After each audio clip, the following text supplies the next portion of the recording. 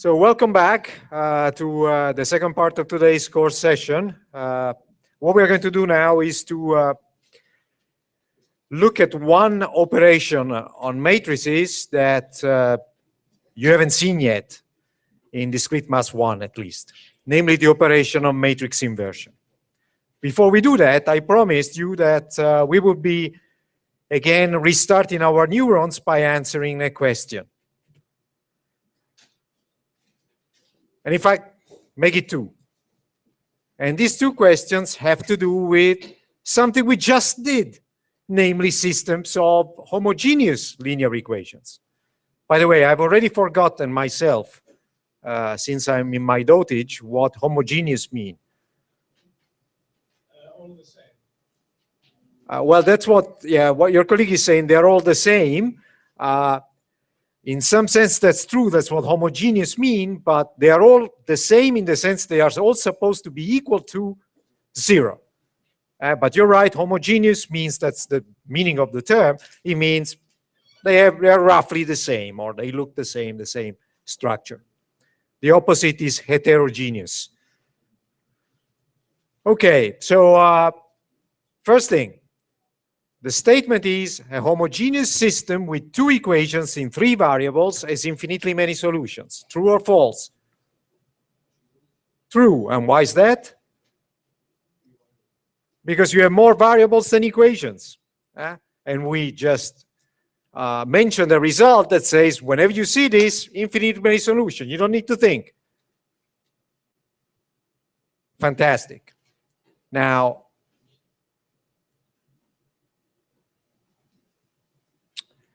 let's look at the second statement. If a homogeneous system has non-trivial solutions, then the row echelon form of its augmented matrix has a row of zeros. Non-trivial solutions means as some solution which is not equal to the 0 one. That's what a non-trivial solution is.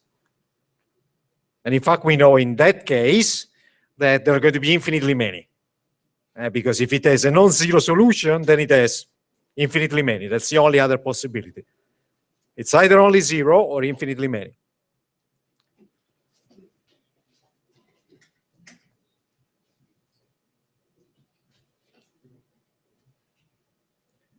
So is this true? If a homogeneous system has non-trivial solutions, then the row echelon form of its augmented matrix has a row of zeros.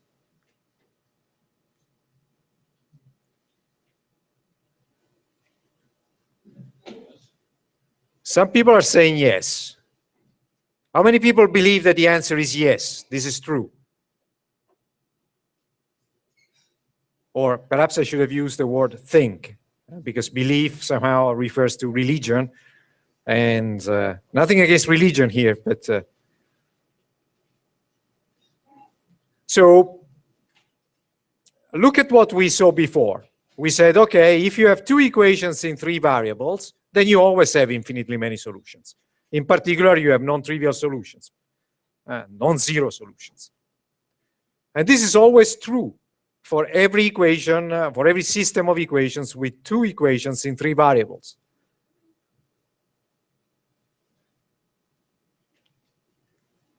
So for instance, this system of equation could be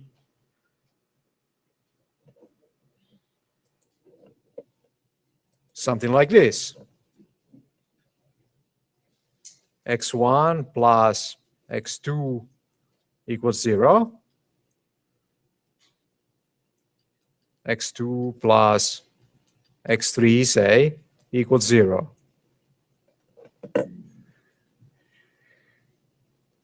What is the matrix corresponding, the augmented matrix corresponding to this system of equations?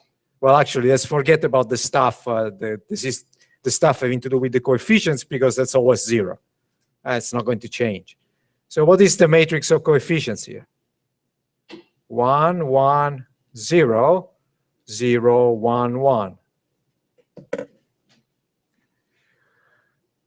Is this in row echelon form?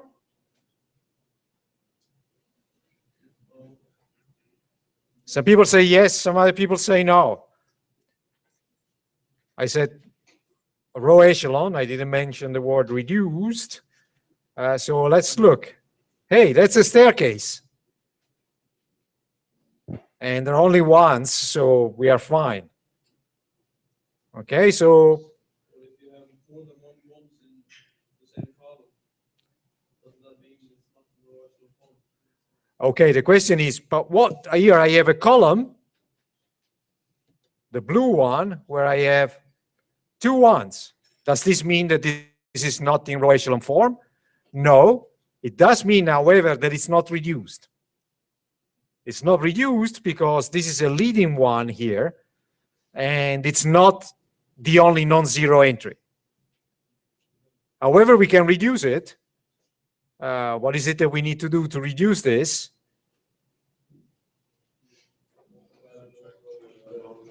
Okay, we multiply the second row by -1, and we add it to the first row.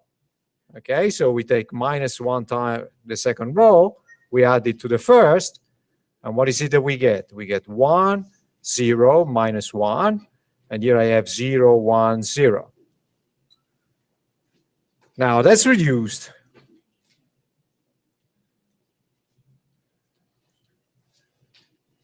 Oops, row echelon matrix, that's an R.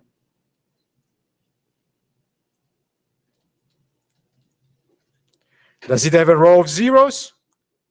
No. Does the homogeneous system have infinitely many solutions? Yes.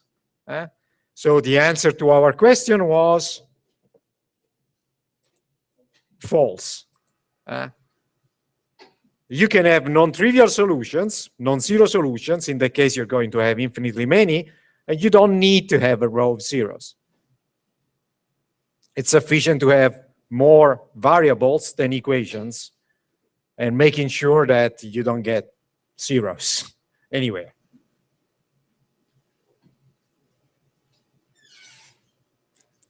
So are we fully warmed up? I guess yes. So now we are ready to sorry guys, I forgot to do one thing before the lecture. Not that you particularly care about that, but I don't want to skip through lots of slides that have that are there essentially for recap of matrix operations. So let's look at matrix inverses. Now, what is the inverse of a number A, which is non-zero, is 1 over A. And it's an inverse because if you multiply A with 1 over A, you get 1, which is the unit element for multiplication. And also, if you do the multiplication the other way around, 1 over A times A, you get 1. That's what it takes for a number to be the inverse of a non-zero number. Well, for matrices, we have exactly the same kind of definition. What is the difference?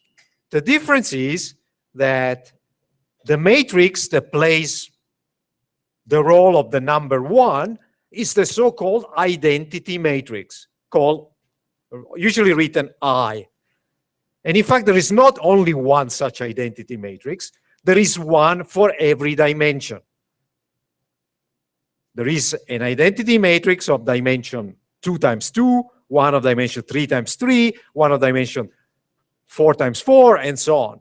In fact, the identity matrix of dimension 1 times 1 is just 1, but only with brackets around it. Okay, you have seen the identity matrix before, isn't it? Okay, excellent.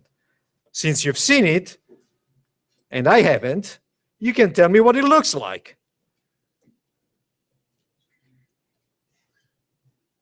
So give me the identity matrix, the 2 times 2 identity.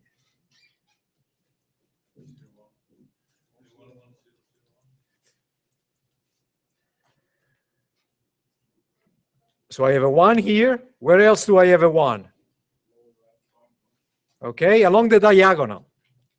And I have zeros here. So basically, the identity matrix always has the form ones along the diagonal, zeros everywhere else. So the 3 by 3 identity matrix looks something like this. 1, 1, 1, 0, 0, 0, 0, 0, 0.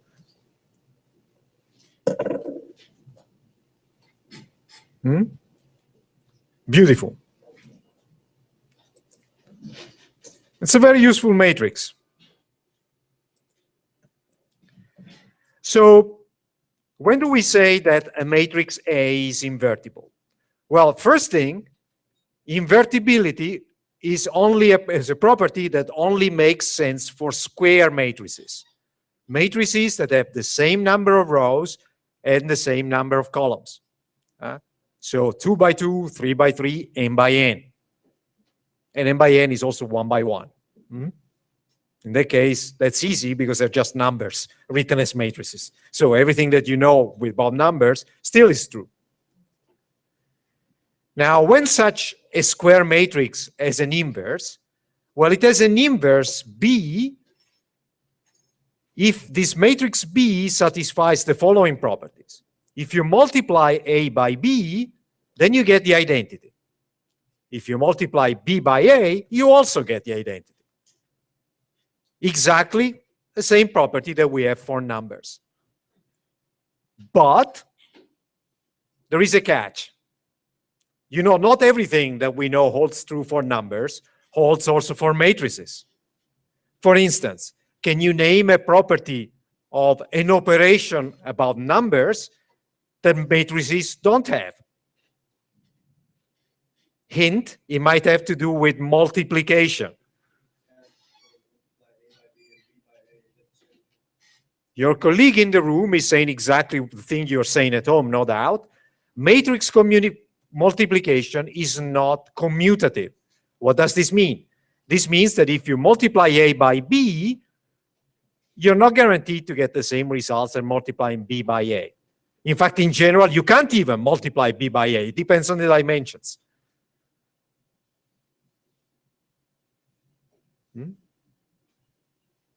Well, actually. Okay, so a matrix that has an inverse, we call invertible. Now, before we actually figure out how we can actually find out if a matrix has an inverse or not, and how we can compute the inverse if it has one, let's try to convince ourselves. So let's, as our playground, as our sandbox, let's consider these 4 2 times 2 matrices, and let's figure out which ones may or may not be invertible. So let's see. Let's pick the first one. Now, how could we figure out, just by using completely elementary methods, whether that matrix is invertible or not? Okay, our matrix looked like this. It had a 0 here. So it's really the identity matrix, but where we have swapped the 2 lines, the 2 rows. We have actually swapped the second and the first row in the identity matrix, and we get this matrix here. Now, what would it take for this matrix to be invertible? Well, somebody would have to give us a matrix with some coefficients A, B, C, and D, such that when we multiply these 2 matrices together, we get the identity. And so the question is, does such a matrix actually exist? Well, how can we figure out whether it exists? Well, you know how to multiply matrices. That's why I'm putting this example up. So let's try to figure out if after the multiplication of these 2 matrices, we get some information about the values that A, B, and C, D, and D can have. So what is this multiplication? What matrix is the result of this multiplication?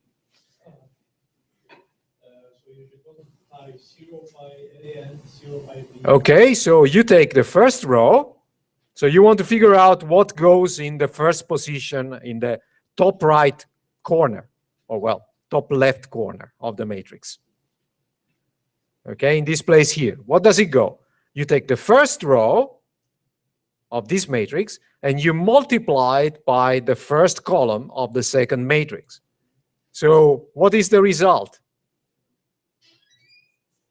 0 times A plus 1 times C, you get C. What do you get at position 1, 2 in the matrix? First row, second column. You get D.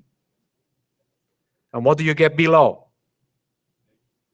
A and C. Sorry, B, absolutely. Well, actually, think about it. This matrix here that we have here, this matrix we got from the identity matrix by swapping the two rows. So multiplying a matrix by this one swaps the two rows of the matrix. The matrix that we've just seen is a matrix called an elementary matrix because it actually implements an elementary row operation by matrix multiplication. Okay, but now actually we know what A, B, and C and D are, because this matrix here should be equal to the identity. So what is A? A should be 0. Because here we have a 0, there should be a 0 there. What is B? B should be 1. What is C? C should be 1. And what is D? D should be 0. That's the only way for this matrix CDAB to be equal to the identity. So what is the inverse? The inverse is 0, 1, 1, 0, which is actually the same matrix we started from. Well, remember, the first matrix does nothing but swap the rows. If you swap the rows again, you get the identity.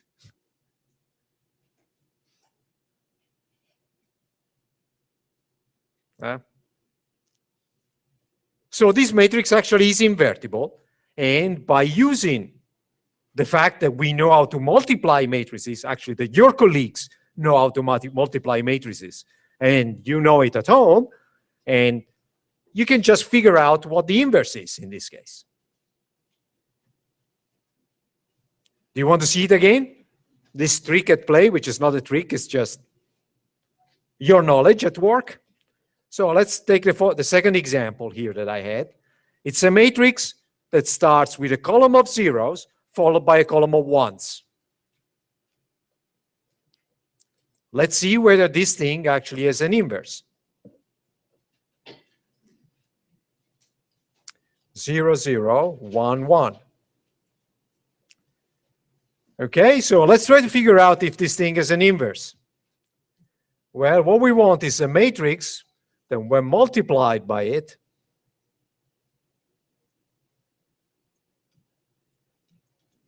gives the identity.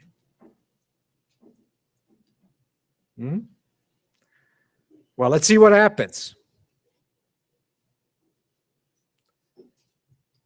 What is the result of multiplying these two matrices?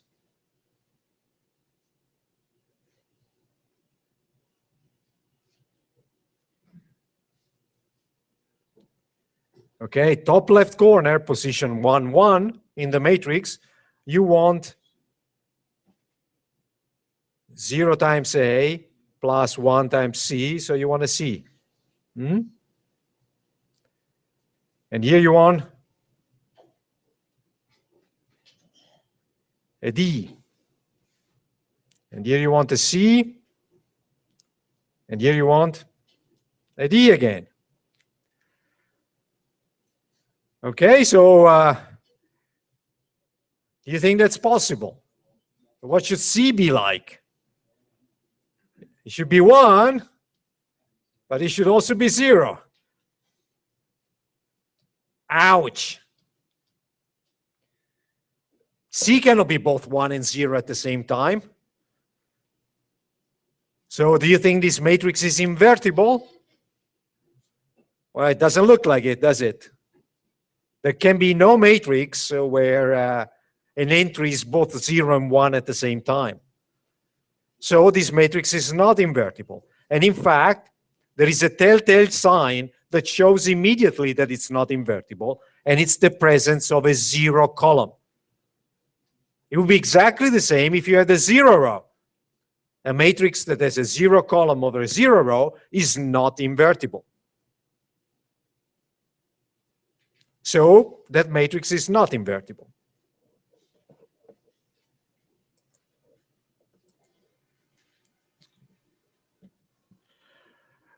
Now, the third matrix is invertible. You can figure that out by using the same trick. I encourage you to do it at home, the same strategy, not trick. I mean, why am I saying trick? There are no tricks. There are only strategies. There are only algorithms for us computer scientists. We never play tricks, do we? Instead, the last matrix, the one with ones everywhere, is not invertible. Now, how can we figure out whether a matrix has an inverse? And if it has one, how can we compute it? Okay, we've seen an example of a possible strategy for 2x2 matrices, but this is a little bit, it's not really an algorithm, and it gets pretty complicated when the matrix grows in size. So instead of being 2x2, it's 100 by 100, which is a small matrix.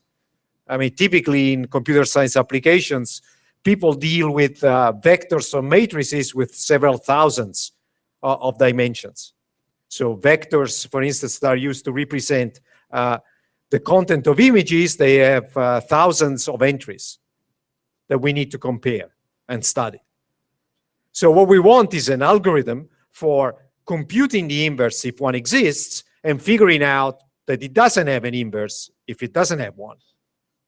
And moreover, since we are green people, we like recycling. So wouldn't it be nice if this algorithm was based on something that you already know, so you don't need to learn anything new? And the positive side of this message is that, in fact, that's exactly the case. To invert matrices, you already have all the arsenal at your disposal to do that. Before I show you that that's indeed the case, let's try to answer the question, how many inverses can an invertible matrix have? In other words, if somebody gives you an invertible matrix, how many inverses does it have? Now, for numbers, what is the answer? If you have a non-zero numbers, how many inverses does it have? Suppose I give you 35. What is the inverse of 35? 1 over 35, there's only one. How about matrices? Wouldn't it be nice if the same were true? So that we can actually talk properly about the inverse of a matrix rather than one of the possibly many inverses if one exists. Well, in fact, the inverse, if it exists, is 1, is unique. In fact, the proof is not complicated.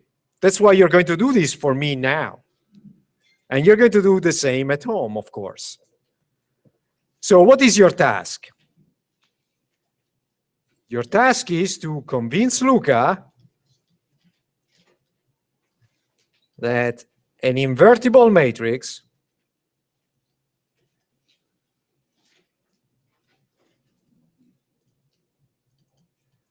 has only one inverse.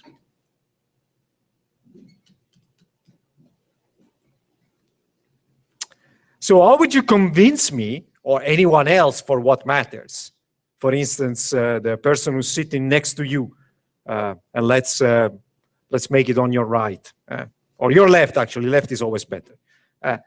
The person on your left, that an invertible matrix only has one inverse.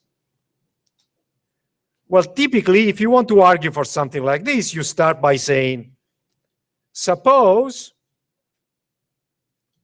that B and C are inverses of A.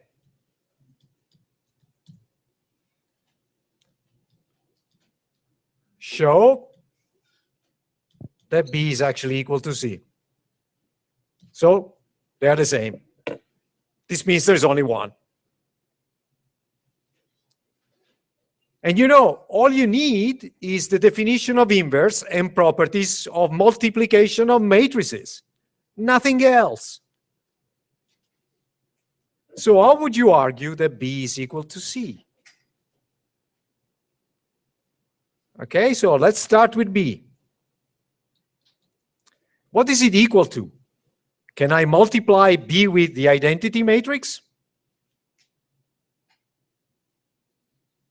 I can. I just choose the identity matrix of the right form. And B is actually equal to B multiplied with the identity matrix. That's what the identity matrix does. It doesn't change anything when you multiply a matrix by it, isn't it? That's why it's called the identity for multiplication of matrices. But now I know that C is actually an inverse of A. So what does this mean? What is the identity equal to? Okay, so C is an inverse of A. So this means that A times C is equal to C times A, and it's equal to the identity, isn't it? So instead of the identity there, I can write either AC or CA. Which one do you want to write there?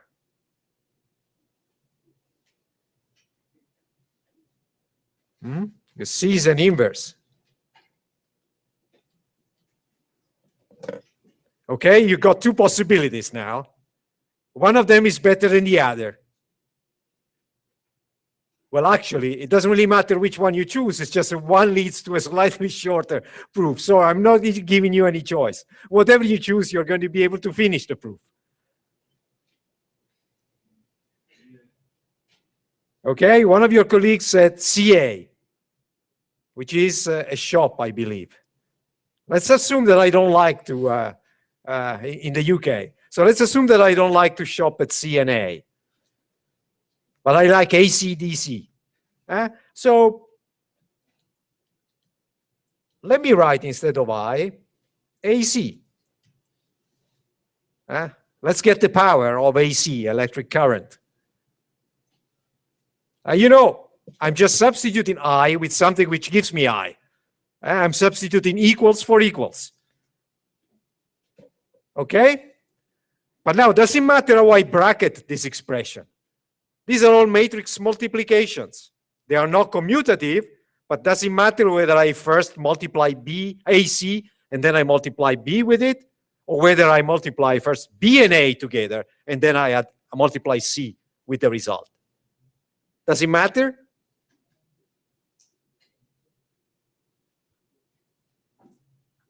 It doesn't. Matrix multiplication is associative. It may not be commutative, and it isn't, but it's associative. So the bracketing actually doesn't matter. So this is the same as, well, first multiply together B and A, and then multiply the result by C. But hey, what is B times A?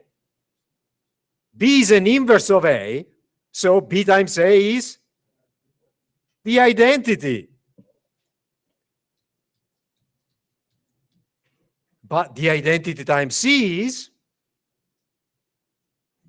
that's not a trick question, it is CA in Icelandic. So what have we shown? B is equal to C, which is what we wanted to show.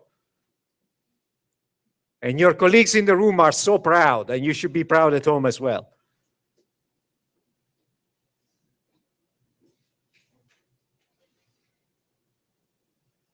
You know, we just substitute the equals for equals everywhere. This is something that you were doing at elementary school, not with matrices, but with numbers.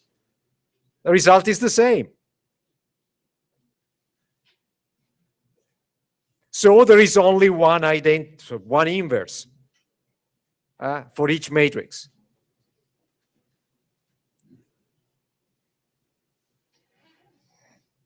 Do you agree? Yes. Wahoo! Somebody agrees. Fantastic. Thank you. Because it all That- ends up being the same. Absolutely. We just do this is equal to that, which is equal to that, which is equal to that, which is equal to that. Hey, that's what I wanted it to be equal to. End of proof. And the only thing that we've actually used is the definition of identity matrix. You multiply a matrix by it, you get it back. The definition of inverse. If A is an inverse of B, then A times B is the identity. And the fact that when you're multiplying matrices, just like with numbers, it doesn't matter how you bracket the multiplication. If you do 3 times 2 and then you multiply by 4, it's the same as you first multiply 3 by 4 and then multiply by 2. It's the same. Absolutely. That's what is called associativity. Now, what is associativity in Icelandic, by the way?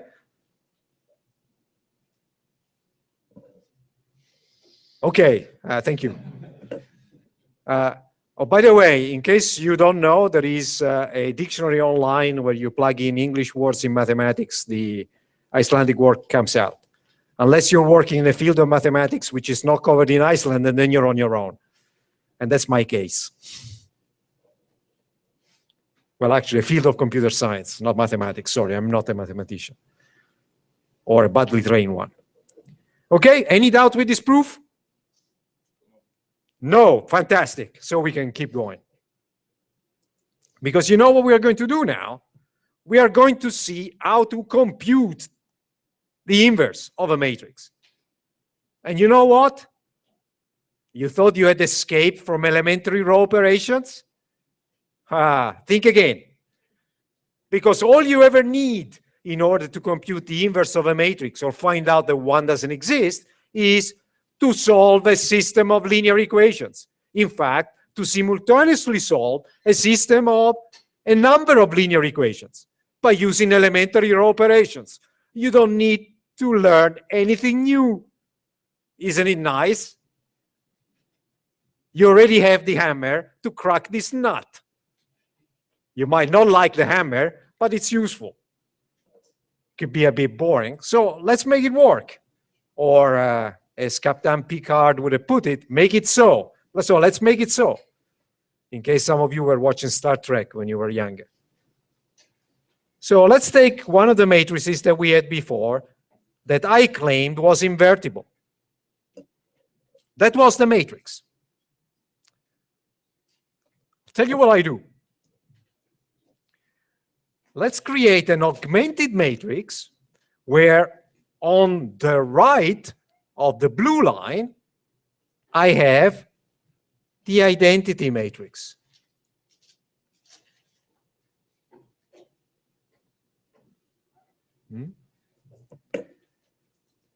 So instead of just a vector, I have 2 vectors, which correspond to the 2 columns of the identity matrix.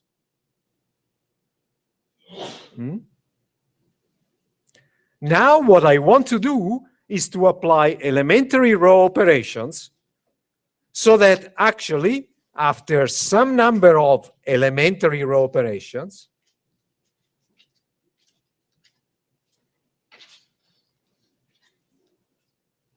let me write ops for operations. Here I'm going to have the identity matrix. And here I'm going to have a matrix which is going to be the inverse of the matrix I started from.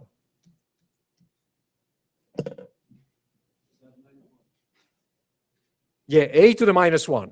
That's the notation for the inverse. I just wrote in words what this means.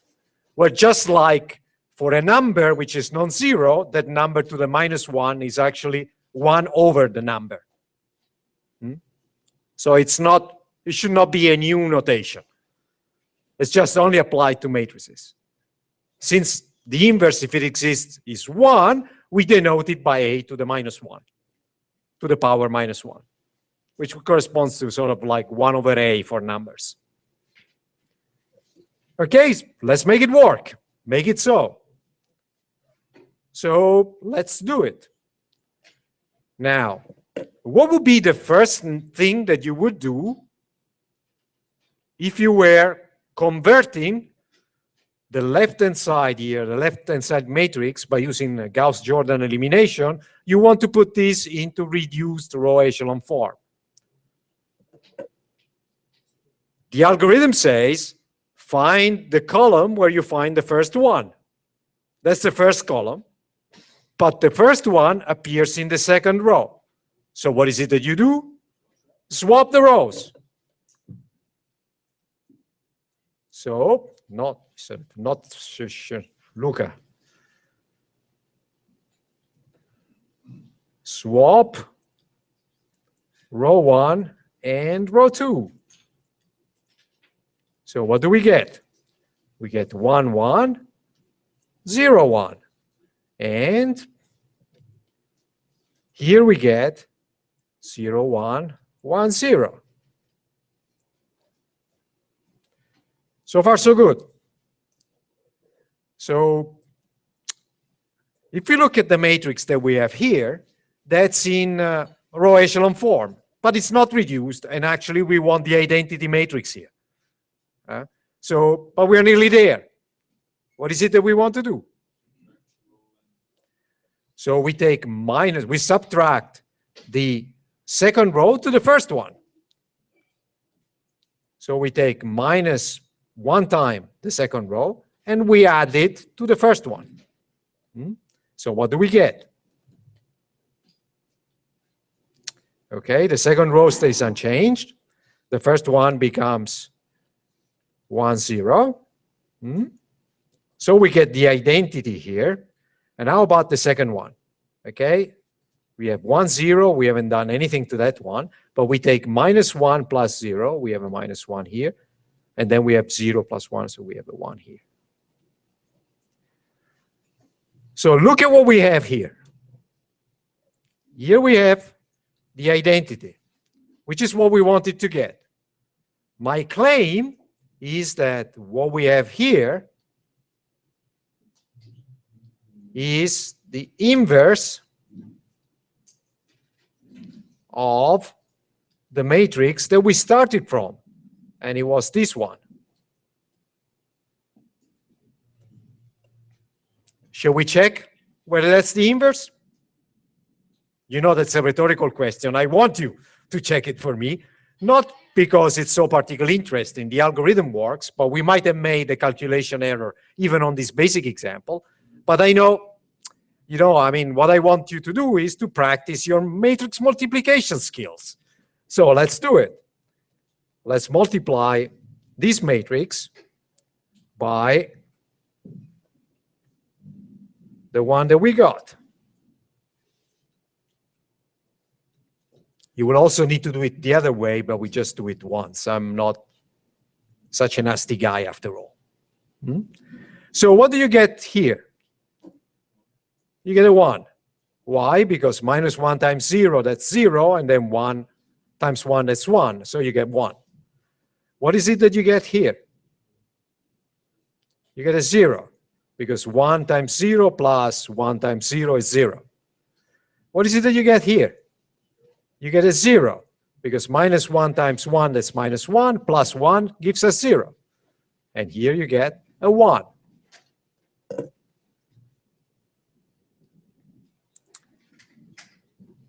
This always works. Why? Because what we are doing is solving simultaneously 2 different linear equations. We are looking for a vector such that that vector solves the matrix equation AX, where A is this matrix here that I'm circling on like a vulture right now. times x should give us the first column. And we're looking for another vector that, when multiplied by this matrix, gives us the second column of the identity matrix.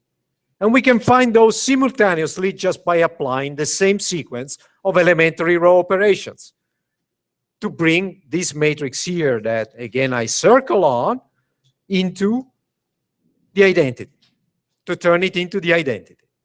It's an extreme makeover for matrices. You take an invertible matrix, you do stuff to it, and out comes the identity.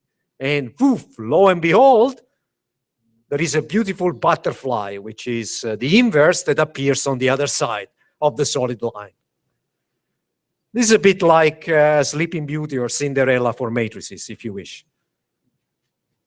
You're the beautiful princes and princesses who just, by applying the elementary row operation, make the transformation possible from a matrix to its inverse. And if along the way you get into trouble, that is to say, you find a row of zeros, you know that there's going to be no inverse. You see, if somebody asks you, like I said before, does this thing have an inverse? Then you immediately say no. Why? Because if you subtract the first row from the second, you get a row of zeros. You can never get the identity matrix out. So that's bad. If in any point in the process you get a row of zeros, no inverse. If you get the identity, the inverse appears magically, which is not magic, it's maths. It's proven on the other side. But what is the message of hope that I'm giving you? The message of hope is you can already compute the inverse now. In fact, you could have done it even before this lecture because you knew everything you needed to know in order to do that. Now you just know it. Before you didn't. You already had it in you. Any questions before I get kicked out? Or people start screaming at me to tell me that it's 1354?